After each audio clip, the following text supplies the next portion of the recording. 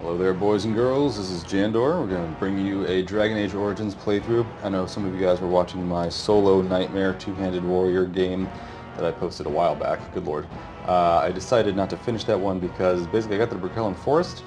I was running around and dealing with some werewolves, and I realized that in spite of what I had thought, Indomitable, which is one of the two-handed warrior skills, does not protect you against werewolf overwhelm and other abilities like spider overwhelm. And the problem with that is that there's a lot of werewolves in the Brooklyn Forest, and I'm not sure if it would be possible to go through it. It probably is, but probably wouldn't be any fun. So I hate getting overwhelmed constantly. It sort of sucks unless you can basically not take any damage from it like you can with, for example, an Arcane Warrior solo build. So instead, I'm going to do this. So today what we are going to be starting is a playthrough of Dragon Age Origins, and the goal here is to do a quote-unquote vanilla play with the core party.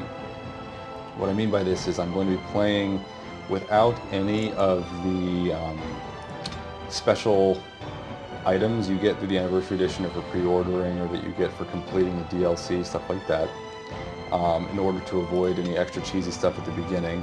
And the endgame will still be cheesy because it's endgame. But it should make the early game a little bit harder, which will be fun.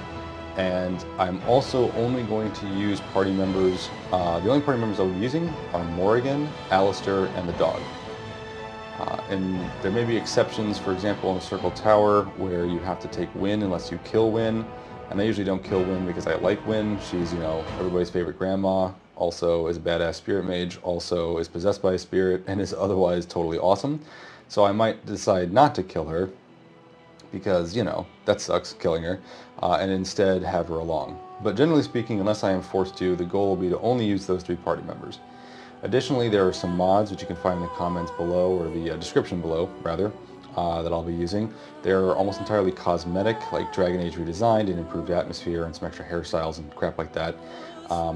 As well as the ability to skip the fade, because the fade section in the Circle Tower is obnoxious, so I skipped that, and yeah, that's always nice. And then the other benefit is I think I have a Fixpack installed, which fixes some of the weird bugs like the haste bug and some other stuff, which will actually benefit this playthrough, because I'm definitely going to be using haste. It's super, super powerful, especially when it's working properly. And it fixes like plus heal % items and things like that. And it auto-loots. Auto-loots is super useful. It makes less clicking. But generally speaking, that's about it. I think there's a Morrigan dialogue restoration patch and some other dialogue fixes and tweaks. So basically I'm just sort of cleaning up the base experience, but I'm not tweaking combat, I'm not tweaking difficulty. So this is a pretty true to what you'd expect if you played through the game, minus some of the bug fixes. So that said, we're going to do character creation in this first video, which will be a short video. I'm just going to run through a quick character build, and then for the second video we'll actually start the opening sequence. So we're going to do a new game here, Dragon Age Origins, and I might go play through Awakening afterwards. Dream upon all the world. Yeah. How about that? So, what we're going to do is I'm going to do a male elf rogue with the Dalish elf background. Archer build, all kinds of fun. Greetings. What up? What up, bro?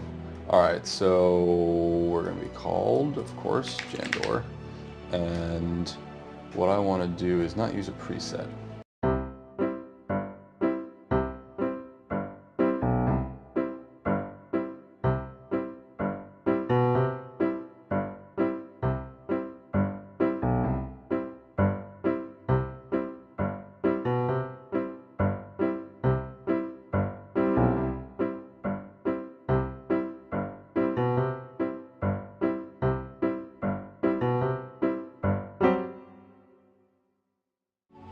You know what?